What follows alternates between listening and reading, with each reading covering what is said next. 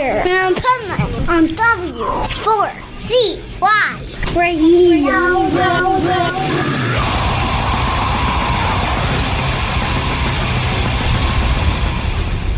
Wake up, America! It's time for the Adventures of Pipeman on W4CY.com, West Palm Beach's #1 internet radio station. Here's your host, the Pipeman. No one gets away. We don't need to stay. Your false safety, it's all gone. We'll strip it away. New reality, hysteric, unsafe space. This is the Pipeman here on the Adventures of Pipeman W4CY Radio, and I'm here with our next guest who, man, I love their new music. So let's welcome to the show Alex from Deadly Apples. How are you? I'm good. Thanks for having me. Oh, my pleasure. And can I say right off the bat, I don't know why, but I just absolutely love your band name. Thank you. It doesn't even matter why. It's just that it just rolls off the tongue and sounds cool. Yeah, that's why I picked it a long time ago. There you go. Yeah, and I like the fact that it can have many different meanings depending on, every person's perspective. So, yeah.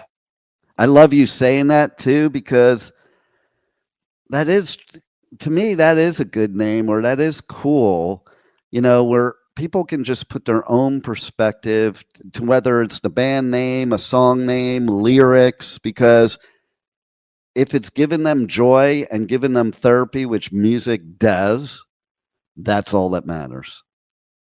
Yeah, for sure. So tell us about, okay, so you got this new single out off the upcoming new album, Volatile, which this song it's pretty badass, just to be blunt. Thank you. I appreciate.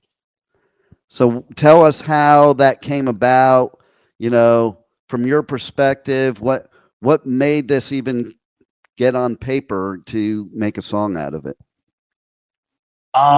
Well, we spent a long time working on the new album, which is called Distress. And, for a while, we weren't exactly sure in what direction we were going. And we did some pre-production work with Michael Beinhorn, who's an amazing producer who's worked with, everyone from Korn to Ozzy to Soundgarden. And he basically sent us 10 pages of notes, which essentially said that it felt restrained, and we should just go all out with what Deadly Apples is about. And essentially, Antoine, my bandmate who writes all the music, he started writing songs that were a lot more aggressive, energetic, and out of that batch of songs came Volatile, which we're very proud of. And the reaction so far has been great. It's the first single from the album, and the support we've been getting for it has been kind of overwhelming. So we're very grateful for that. Yeah, people have been saying, and I agree, that it has this old school industrial sound and like a Nine Inch Nails type of sound, which makes sense. But it has its original creativity to it, but it has that familiarity to it, to where as soon as you hear the song, you like it. Oh, thank you. We actually had Danny Lohner, who was in Nine Inch Nails, and collaborated with so many amazing artists, everyone from Rob Zombie to A Perfect Circle, and the list goes on. And he performed the guitar and bass parts on that song and on the entire album, actually. And we also had Richard Patrick of Filter, and who was also in Nine Inch Nails originally, do some harmony vocals in the choruses.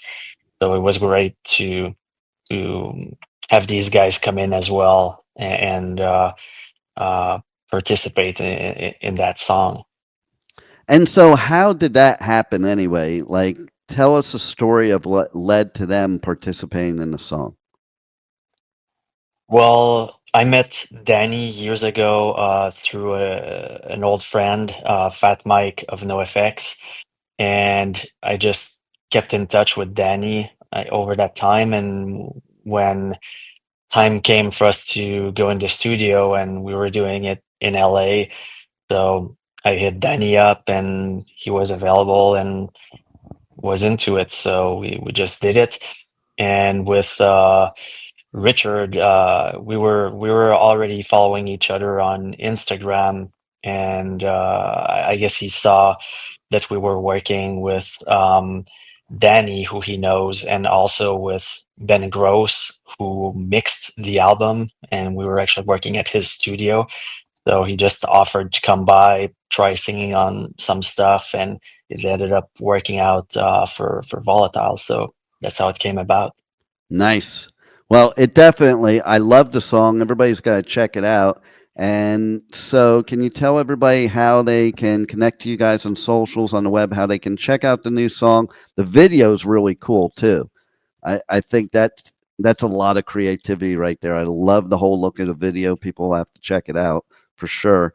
Tell them how they can, and also pre-save the new album for when it comes out. Yeah, well, the video was actually directed by my bandmate Antoine, who's worked in the film industry, and we're definitely proud of that. And yeah, that the video was just recently released on YouTube, but otherwise the song is all platforms, Spotify, Apple Music, and basically the plan is to release the full album this coming summer, and in the meantime we'll keep releasing more songs from the album and more music videos. So there's a lot more coming, and this is really just the first step. Nice. And yeah, and at the end of March, March 29th, you're going to be playing a festival in Lima, Peru. That's pretty cool. I do a lot of festivals. I didn't even think of Peru as a place to go for a music festival myself, and I'm like all over the world. So, have you ever played this festival? We played twice in Peru actually, and the Yeah, crowds there are insane. really. The first time Deftones was the headliner. Second time it was with Slipknot in a massive stadium, and yeah, the crowds there are insane. I So think, we're looking forward to going back, and they got a great lineup on that festival. Avenged Sevenfold, Marilyn Manson, Anthrax. So it's gonna be pretty huge. yeah, I definitely think I want to go to that festival myself, and especially after what you said.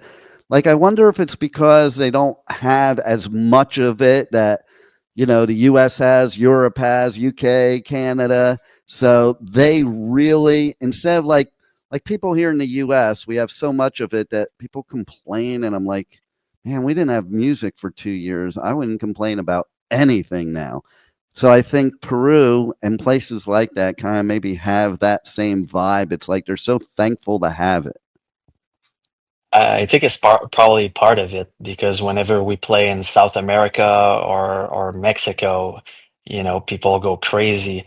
And also, it's probably part of their culture, like just the party atmosphere, and Yeah. they're just more loose down there. It feels like, as opposed to places like Japan, for instance, where they're super polite. They just clap, they jump up and down, no mosh pits, no crowd surfing, which is a cool experience as well. But that's what's interesting, getting to travel the world and just seeing how the crowds are different depending on all the different cultures, and even within the same country. Like, obviously when we play in the US, massive country, and and it feels like when we're in some more rural states, people are more intense than when we play some of the bigger cities, Yeah. because I guess as you mentioned, in a sense, people when they have every single band that's ever existed playing in their city, like every single night, they some people might become a bit jaded, and they Yeah. don't they don't have the excitement of if you're in a smaller town, and there's only a few amazing shows every year. But yeah, it's definitely interesting seeing all those differences.